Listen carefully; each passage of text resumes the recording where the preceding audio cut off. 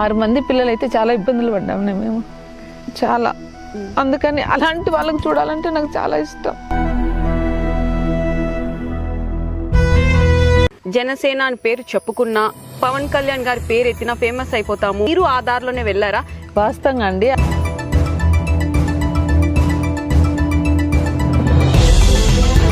Party అడ్డం పెట్టుకొని మీరేమన్నా రుబాబ్ చేయడం అలాంటివి ఏమైనా ఉన్నాయా? నమస్తే, welcome to Suman TV. Rayachoti Annamayya district. ఇప్పుడు మనం సుండపల్లిలో ఉన్నాం. సుండపల్లి రెడ్డిరాణి గారు పార్టీ సిద్ధాంతాలనే నమ్ముకుంటూ ప్రజలకు సేవ చేస్తూ ఇప్పటికీ కొనసాగిస్తున్నారు. అలాంటి వ్యక్తిని ఇప్పుడు మనం పరిచయం చేస్తున్నాను. నమస్తే రెడ్డిరాణి గారు, ఎలా ఉన్నారండి? బాగున్నారా? మీరు బాగున్నారా? బాగున్నాం. ఆ బ్యాడ్జ్ చూస్తేనే మాకు అర్థం అయిపోతుంది.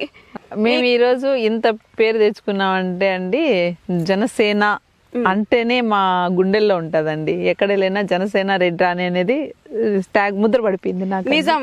నాది అన్నమయ్య డిస్ట్రిక్ట్ టీ సుండుపల్లి అండి. మా ఫాదర్ వచ్చి వెంకట సుబ్బయ్య అండి, మా అమ్మ పేరు వచ్చి రవణమ్మ. మేము 6 మంది పిల్లలం అండి. అందరికన్నా రెండో దాన్ని. నా తర్వాత 4 ఉన్నారండి. అందరూ వాళ్ళు ఎప్పుడు గట్టి వాళ్ళు. వాస్తవం అండి. ఎందుకంటే పట్టుదలతో చేస్తుంటాను కాబట్టి మా నాన్న అప్పుడప్పుడు అనేవాడు ఏంటంటే, మీరంతా ఆడపిల్లలు అయ్యి ఆయమ్మ ఒకటే మగపిల్లడు అంటే బాగుండేది నాకు అనేసి చాలా సార్లు అంటారు. ఎందుకంటే ఏదైనా కానివ్వండి నేను పట్టుదలతో సాధిస్తానండి. వాస్తవంగా అయితే నేను చాలా తక్కువ చదివాను. ఎందుకంటే అతి చిన్న వయసులో మా మదర్ చనిపోయిందండి. చాలా చిన్న పిల్లలప్పుడు చనిపోయింది. మా నాన్న, మేము 6 మంది అయితే మా నాన్న చాలా చక్కగా చూసుకునేవాడు. కానీ చదువులు సరిగా అవ్వకపోవడం వల్ల ఇంత ఏజ్లో కూడా నేను పోకన్ ఇంగ్లీష్ వెళ్ళాను. ప్రతిది ఒకటి అండి. నేను కార్ డ్రైవింగ్ చేస్తాను, ఏది బ్యూటీషియన్ వర్క్స్ అయితే చాలా చేస్తున్నా. కాకపోతే ఈ వర్క్స్లోకి అన్నిట్లేకల్లా నాకు మెయిన్ నచ్చింది ఏంటంటే జనసేన పార్టీ అండి. పవన్ కళ్యాణ్ గారి సిద్ధాంతాలు నచ్చి నేను ఆ పార్టీలోకి వెళ్ళడం అంటే జనసేన పార్టీ వల్లే నేను బయటకు వచ్చానండి. ప్రజల్లోకి పోవడానికి నాకు మెయిన్ ఏంటంటే ప్రజలకు సేవ చేయాలంటే నాకు చాలా ఇష్టం. దానికి తోడైంది నాకు మా పవన్ కళ్యాణ్ గారు ఇచ్చిన ధైర్యం అండి. ఆ పార్టీ పెట్టడం వల్ల నాకు చాలా అదృష్టం. వాస్తవంగా చెప్పాలంటే పవన్ కళ్యాణ్ గారు నా దృష్టిలో దేవుడు అండి. ఎందుకంటే చాలామందికి ప్రజలు చూస్తూనే ఉన్నారు, చాలామందికి చాలా చేస్తున్నాడు. అవునా? ఆయన చేసే ఇదిలో చాలామంది అయితే ఒకప్పుడు పవన్ కళ్యాణ్ గారు అసెంబ్లీ గేట్లు కూడా తగలలేరు అన్న వాళ్ళకి ఇప్పుడు చిటికేసి మరీ చెప్తున్నా, పవన్ కళ్యాణ్ చేసే ప్రతి పని నిజాయితీ ఉంది కాబట్టే ఈరోజు ఆయన కాలు మీద కాలేసుకొని కూర్చున్నాడండి. అసెంబ్లీలో ప్రజలకు న్యాయం చేయడానికి ఉన్నాడు. రెడ్డిరాణి గారు సాధారణ మహిళ, ఒక గృహిణి మీరు. అలాంటి వాళ్ళు రాజకీయాల్లోకి రావడానికి గల కారణాలు ఏంటి? అసలు ఎవరు మీకు సపోర్ట్ ఉన్నారు ఇంతకీ? వాస్తవంగా అయితే అండి నేను రాజకీయ రావడానికి కారణాలు ఒక 2-3 ఉన్నాయండి. మెయిన్ మహిళలకు ఎంతో మందికి అన్యాయం జరుగుతుంది, నా కళ్ళతో చూస్తున్నా. మెయిన్ నా కోరిక ఏంటంటే అండి, దేవుడి సాక్షి చెప్తున్నాను, నేను ముసలి వాళ్ళు, తల్లిదండ్రులు బిడ్డలు వదిలేసిన వాళ్ళు, అనాథ పిల్లలు ఉంటారు కదా, వాళ్ళకి సేవ చేయడం అంటే నాకు చాలా ఇష్టం అండి. ఈ పార్టీలోకి వస్తే నాకు అది దక్కుతుందన్న ఉద్దేశంతోనే నేను పార్టీలోకి వచ్చానండి. మెయిన్ మదర్ లేకపోతే ఎన్ని బాధలు ఉంటాయో నాకు తెలుసండి. చిన్న వయసులో తల్లిని కోల్పోయారు కాబట్టి 6 మంది పిల్లలు అయితే చాలా ఇబ్బందులు పడ్డాము మేము చాలా. అందుకని అలాంటి వాళ్ళకి చూడాలంటే నాకు చాలా ఇష్టం. బాధపడద్దండి. వాస్తవంగా అంత ఇబ్బందులు పడి ఎమోషన్ అయిపోయారు అంటే ఎట్లా? మీకు ఆ చిన్నప్పుడు పడ్డ కష్టాలని మీకు తెలుసు కాబట్టి.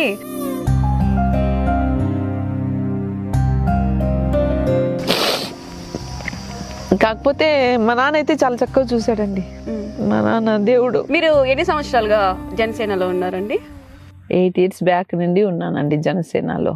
ఇంకొక మెయిన్ క్వశ్చన్ అండి, జనసేన అని పేరు చెప్పుకున్నా, పవన్ కళ్యాణ్ గారి పేరు ఎత్తినా ఫేమస్ అయిపోతాము, ఒక సెలబ్రేట్ అయిపోతాము, ఆయన గురించి ఏదో ఒక టాపిక్ మాట్లాడేసుకోను, సెల్ఫీ వీడియో తీసేసుకోను చాలా మంది చేస్తున్నారు, జనాలు కూడా తెలుసు ఆ విషయం. మీరు ఆ దారిలోనే వెళ్ళారా? వాస్తవంగా అండి అలా మాట్లాడుకొని నేను ఫేమస్ కావాలని అంటే నాకు చాలా ఆఫర్లు వచ్చాయండి మాట్లాడమని. నేను ఎప్పుడు సబ్జెక్ట్ తెలియందే నేను మాట్లాడకూడదు, సేవ చేయందే నేను మాట్లాడకూడదు. ఎంత తీసుకున్నారు డబ్బులు ప్రచారానికి? నేను ఎక్కడైనా 5 లక్షలు 10 లక్షలు పర్రపాటున చిల్లి గవ్వు కూడా నేను ముట్టలేదండి. ప్రచారం నమ్మచ్చు, విచారించుకోవచ్చు ఎక్కడైనా. ఓకే. నేను ఒక్క రూపాయి కూడా ముట్టలేదండి. ఒక రెడ్ రాణి దగ్గరికి పోతే మేము పస్తురాము, మా అమ్మకైతే ఏదో ఒకటి చేస్తదన్న అయితే ప్రతి ఒక్కరికి ఉండదండి. ఓకే. ఈ ఒక మంచి మాట చాలా ప్రజల్లోకి, ఇంటికి వచ్చిన వాళ్ళకి మన చేతనైంది మనం పెట్టగలం. నేను చెప్పడం కాదండి, ఎక్కడైనా మీరు విచారించుకోండి, తెలుస్తుంది. అంటే నా గురించి నేను చెప్పుకోవడం బాగోదు కదా. మీకు ఏమైనా పదవులు ఇస్తామని చెప్పి ఏమైనా మాట ఇవ్వడం జరిగిందా? పదవులు ఇవ్వకపోని జనసేన పార్టీకి నేను అంకితం. అంతే అంటారా? ఇంట్లో పిల్లలు కానీ అందరు కూడా జనసేన పార్టీ అయినా, లేకుంటే ఇంకో అపోజిషన్ పార్టీలో ఎవరైనా ఉన్నారా? పిల్లలకి అందరికి మా ఇంట్లో ఎవరికి ఇష్టం లేదండి నేను పార్టీలో తిరగడం. అవునా? అవును. ఎందుకంటే ఏమొచ్చి ఏమైతుందో, నీకేమన్నా అయితే మాకెవరు, చిన్నపిల్లలు కదండి, భయపడుతూ ఉంటారు. చిన్నపిల్లలు కదా, నీకేమన్నా అయితే మాకెవరు అనేసి అంటారు. నేను ఒకటే చెప్పాను, చాలా వచ్చినాయండి. వచ్చినప్పుడు నేనైతే ఒకటే చెప్పా, నేను పార్టీలో వర్క్ చేస్తేనే నాకు ఆనందం, చావైనా బ్రతకైనా జనసేన పార్టీతోనే. మీరు ఏమనుకోదు, మీకు కావాల్సింది నేను చేసి పెడతా. నీకు ఏమన్నా అయితే అన్నప్పుడు నేను ఒకటే, నాకేమన్నా అయితే నా అన్నదమ్ములు జనసైనికులు ఉన్నారు చాలా మంది, మీకు సపోర్ట్ చేస్తారు అని అన్నా. లాస్ట్ కి ఈ విషయం నాకేమన్నా అయింది అన్న విషయం పవన్ కళ్యాణ్ గారి కాడికి వెళ్ళింది అనుకోండి, ఖచ్చితంగా నా పిల్లల్ని ఆదుకుంటాడనే నమ్మకం అయితే నాకు ఉంది. ఒంటరిగా కార్ డ్రైవింగ్ చేసుకుంటూ మీటింగ్లకి, ఏ టైం అంటే ప్రచారాలు నైట్ వస్తుంటారు, ఎర్లీ మార్నింగ్ వెళ్లాల్సి వస్తుంది. ఆ టైంలో మీకు సేఫ్టీ ఎలాగా? ఒక ఒంటరి మహిళగా వెళ్ళి పోరాడుతున్నారు జనసేన పార్టీ పరంగా, ఎప్పుడు అనిపించలేదా? మీరు అడిగిన కోసమే ప్రజలు కూడా చాలా మంది అడుగుతారండి నన్ను. కాకపోతే నాకు ఎప్పుడు భయం ఇలా, ఎందుకో నాకు తెలియదు, కానీ జనసేన అనే ముద్ర ఉండబట్ట, లేకపోతే అదేంటో నాకు తెలీదు, లేకపోతే నా తల్లిదండ్రులను చూసి అలా అంటారు నాకు తెలీదు, లేకపోతే నేను ఎదురు తిరుగుతాదని అన్న విషయంలో నాకు ఇంతవరకు బెదురుకాలు కానీ ఏం రాలేదండి. ఒకటే ఆఫర్స్ అయితే వచ్చాయి, నాకు వద్దన్నానండి. ఎందుకంటే నేను పుట్టింది జనసేనతో, నేను నా కట్టి కాలేంత వరకు జనసేననే అండి, ఇదైతే పదే పదే చెప్పగలుగుతాను. ఓకే.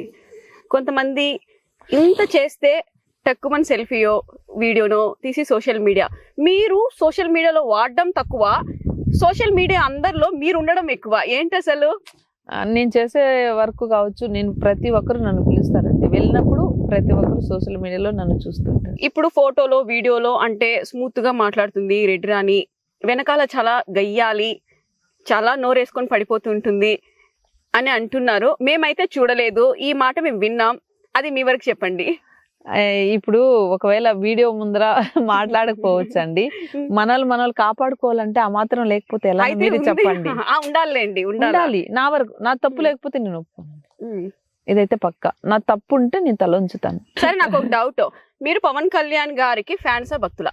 నేను ఫ్యాన్ కాదండి, భక్తురాల్ని. ఇంకొక సందర్భాల్లో కూడా పవన్ కళ్యాణ్ గారు ఒక మాట అనడం అయితే జరిగింది, నా కార్యకర్తలు కావచ్చు, అభిమానులు కావచ్చు, నాయకులు కావచ్చు, తప్పు చేస్తే నిజంగా ఎవరైనా శిక్షిస్తారు, నేను తప్పు చేసినా నన్ను కూడా శిక్షించండి అని కూడా చాలా బాగా చెప్పారు.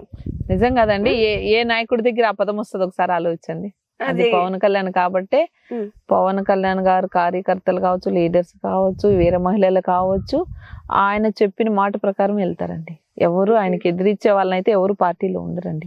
చాలా మంది జనసేన కోసం పోరాడిన వాళ్ళు ఎలక్షన్ కన్నా ముందు వెళ్ళిపోయారండి. ఒక నాయకుడిని ఎందుకన్నా ఇట్లా ఉండడం, మీరు రావచ్చు కదా పార్టీ కంటే, అతనే నిలకడలేదు ఇంకెక్కడ అని అన్నారు.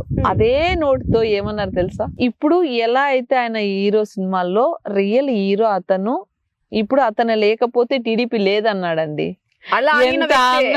ఎంత ఆనందం అనిపిస్తుందో చెప్పండి. వాస్తవంగా ఎందుకండి ఎంతెందుకు, మేమే కాదనేది చంద్రబాబు నాయుడు గారే అన్నారు కదా, పవన్ కళ్యాణ్ లేకపోతే నేను లేను అనేసి. లోకేష్ గారు కూడా అన్నారు కదా.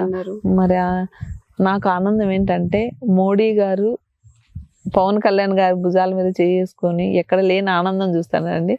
ఆ రోజు మాకు పండగలాగా అనిపిస్తుంది తెలుసు. ఆ పార్టీ ఎవరికో ఏదో చేయాలి, సంపాదించుకోవాలి, ఆస్తులు సంపాదించుకోవాలి, డబ్బులు అంతస్తులు కట్టుకోవాలి, బిల్డింగులు కట్టుకోవాలని లేదు. వాళ్ళు ప్రజలకు సేవ చేయడానికి జనసేన పార్టీ పవన్ కళ్యాణ్ పెట్టాడు, దాంట్లోనే మేము వెళ్తామండి. పార్టీ అడ్డం పెట్టుకొని మీరేమన్నా రుబాబ్ చేయడం అలాంటివి ఏమైనా ఉన్నాయా? పొరపాటును కూడా చేయబోనండి. చేయరా? ఓకే, చేయనండి. నా చేత వస్తే ప్రజలకు న్యాయం చేస్తాను, నా చేత ఈ పని నాతో అవుతాదని ఎవరైనా వచ్చి అడిగితే అది ఖచ్చితంగా చేస్తాను. యూత్ లో నిజంగా చాలా మోటివేషన్ ఇస్తున్నారు పవన్ కళ్యాణ్ గారు. ఒక్క లేడీస్ ని అమ్మలాగా అక్కలాగా చూడండి, ఎంత రెస్పెక్ట్ ఇస్తున్నారు. అలాంటి దారులు ఇప్పుడు ప్రతి యూత్ కూడా నడుస్తున్నారు. సేవా కార్యక్రమాలు కూడా ఎక్కువ చేస్తున్నారు. ఇలాగే చేయడం వల్ల జనాలకి చాలా చాలా యూజ్ ఉంది. ఇవి మీ వరకు చూస్తున్నారా మీరు? వాస్తవం కదండి. ఇప్పుడు నిన్నలా మొన్న ఒక 4 వారం క్రితటేమో 5 నెలల పాపను అలా చేశారు. అది ఎంత ఘోరమో చెప్పండి. అలాంటప్పుడు పవన్ కళ్యాణ్ గారు ఇంకా ఇంకా మంచి పనులు చేస్తాడండి. అలాంటి వాళ్ళకి న్యాయం చేసి యూత్ అందరినీ మారుస్తాడు. ఆల్రెడీ మార్చినారు, మారుస్తారు, ఇంకా మారుతారండి. అలా మారకుండా ఉన్న వాళ్ళకైతే కఠినమైన శిక్షలు ఉంటాయి, చేస్తారు కూడా. పవన్ కళ్యాణ్ గారు డౌటే లేదు. ప్రతికి నేను చెప్పేది ఒకటే అండి, ఏంటంటే ఇలాంటి పాల్పడిన వాళ్ళకి, అరాస్కాలు చేసిన వాళ్ళకి ఖచ్చితంగా శిక్ష ఉంటుంది. చాలా మంది రాజకీయాల్లోకి ఆడవాళ్ళు రావడానికి భయపడుతున్నారు. వాళ్ళకి మీరు ఎలాంటి మాట సపోర్ట్ చేస్తారు? మోటివేషన్ గా ఏం చెప్తారు వాళ్ళకి? ప్రతి మహిళకు నేను చెప్పేది ఒకటే పల్లవి గారు, ఏంటో తెలుసా, రాజకీయాలకు వచ్చి మనం ముద్ర వేరే వేసుకోవాల్సిన అవసరం లేదు. మనం రాజకీయంలోకి ఎందుకు వచ్చాం? ప్రజలకు సేవ చేయడానికి వచ్చాం. అలాంటప్పుడు తప్పుడు దావలు తొక్కకుండా మంచిగా వెళ్ళాలనేదే నా కోరిక అండి. మనం చాలా జాగ్రత్తగా వెళ్ళాలి. ఇంకా ఎవరికైనా కూడా ఉపాధి కలిగించే ఏమైనా బిజినెస్లు చేయబోతున్నారా? ఖచ్చితంగా అండి. పవన్ కళ్యాణ్ గారు కావచ్చు, మా రాజంపేట లీడర్లు నాకు అవకాశం ఇచ్చినారంటే ఖచ్చితంగా ప్రజలకు సేవ చేసేదానికి ఎనీ టైం ముందుంటాను. ఎవరికి నేను భయపడేది ఏముండదు. పదవి లేకన్నా నేను చేస్తాను. ఓకే, థ్యాంక్ యూ అండి. థ్యాంక్ యూ అండి. Thank you so much.